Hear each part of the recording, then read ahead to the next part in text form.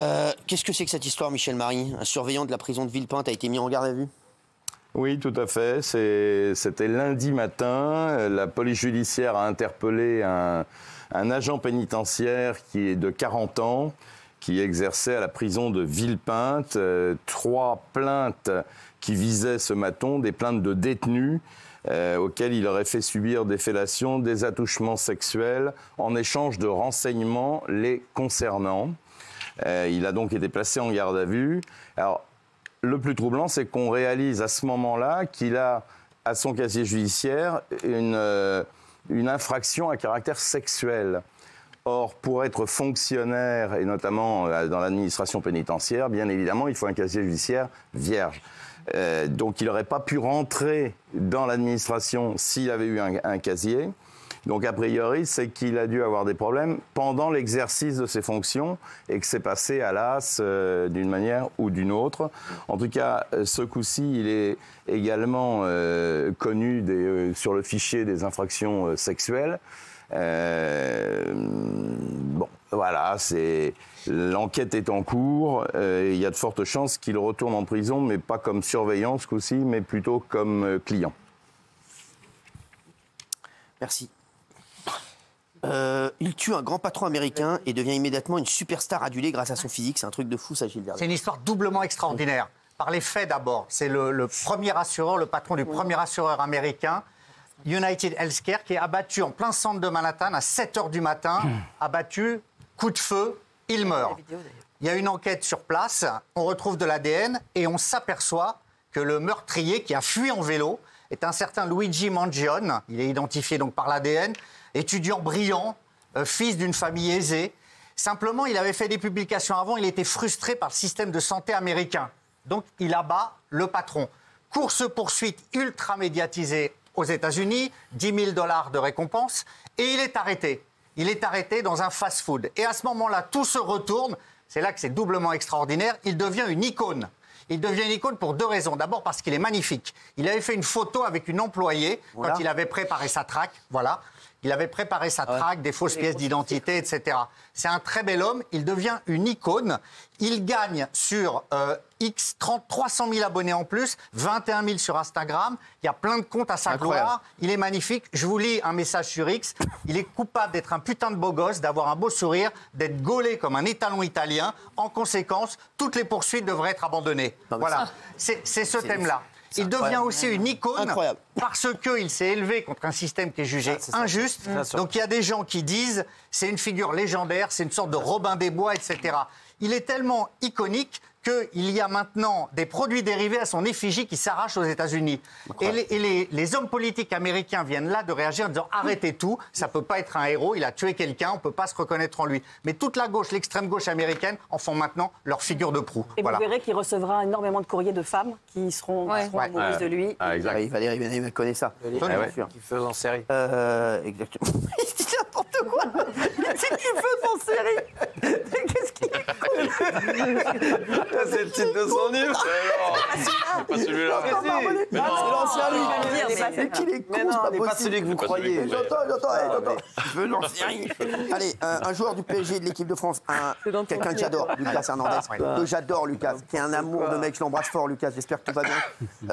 Victime d'une intrusion à son domicile, c'est une des stars de l'équipe de France, une des stars du PSG, et c'est un garçon exceptionnel que j'adore. Très grand joueur, ça se passe hier matin, donc il était avec le PSG en déplacement à Salzbourg.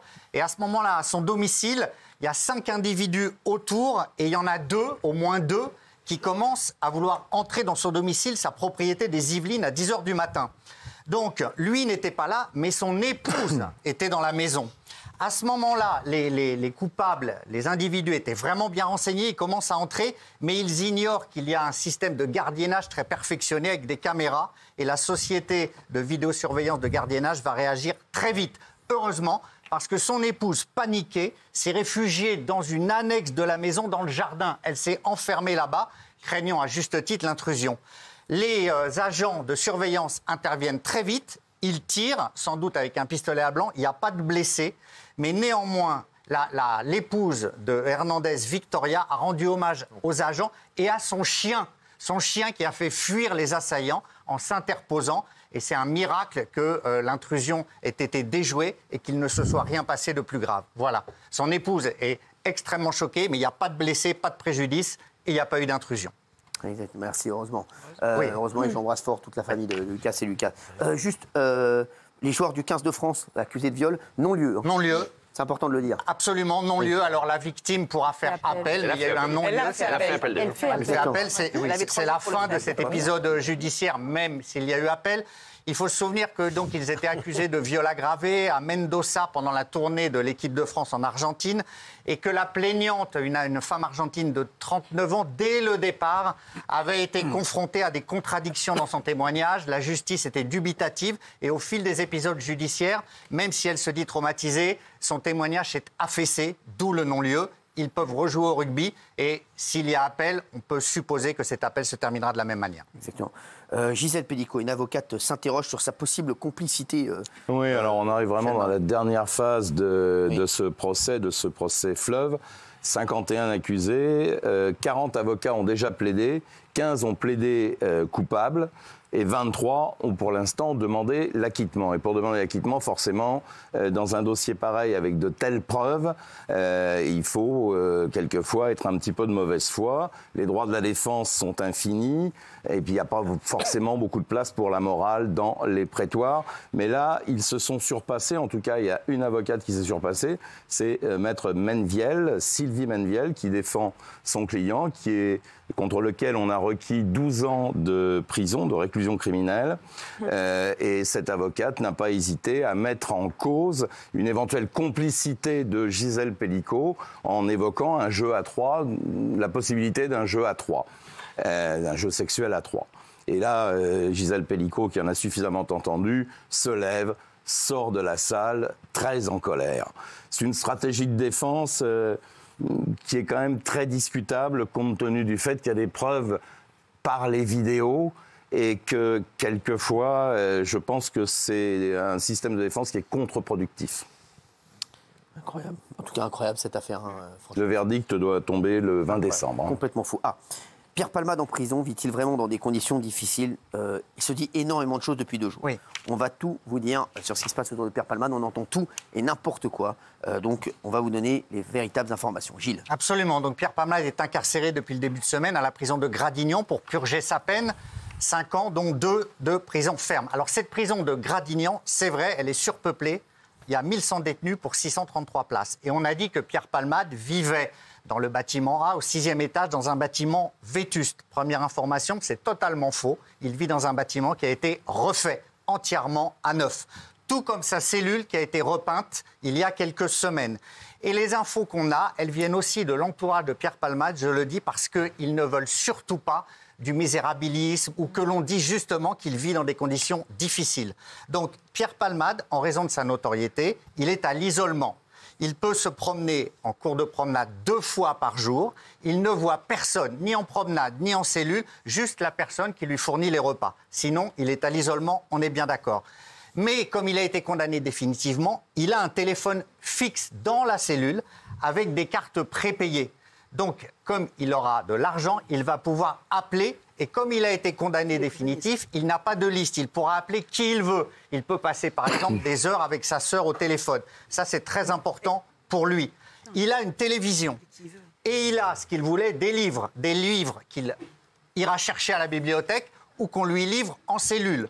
Et sa sœur également, qui a un parloir, va lui apporter des livres. Ce qu'on peut vous dire aussi, c'est qu'il n'est pas, entre guillemets, seul. Normalement, ce week-end, ses avocats viennent le voir en cellule à Gradignan. C'était très important pour lui. Et au départ, c'est vrai qu'il avait peur de la prison.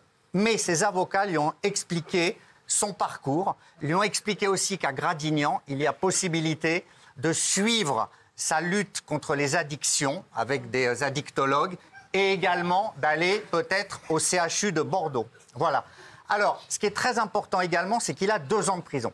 Il n'y a plus de remise automatique aujourd'hui. Mais néanmoins, si vous avez un bon comportement, c'est lié au comportement, la nouvelle loi de 2023 dit que vous pouvez avoir au maximum 6 mois de remise par année, donc 12 mois. Voilà. Donc ce qui va se passer, c'est qu'il est parti dans sa tête pour maximum 1 an de prison s'il se comporte bien. Et dans 3 mois, on peut vous révéler que ses avocats, 3 mois au plus tard, ses avocats poseront leur première demande de remise en liberté. Alors, elle ne sera peut-être pas acceptée, mais ils en poseront plusieurs. Et lui, ce qu'il voudrait à terme, c'est pouvoir avoir un bracelet électronique ou un régime de semi-liberté. Donc, quand on dit qu'il vit dans des conditions difficiles, il ne veut surtout pas qu'on dise ça. Il est à l'isolement, comme un détenu, je dirais, normal, parce qu'il faut qu'il soit protégé, étant donné son statut très médiatisé. Merci Gilles Vernet, merci à tous. Tout de suite, je ne sais pas du tout ce qu'il y a, ça fait. Merci à tous. Pas du tout.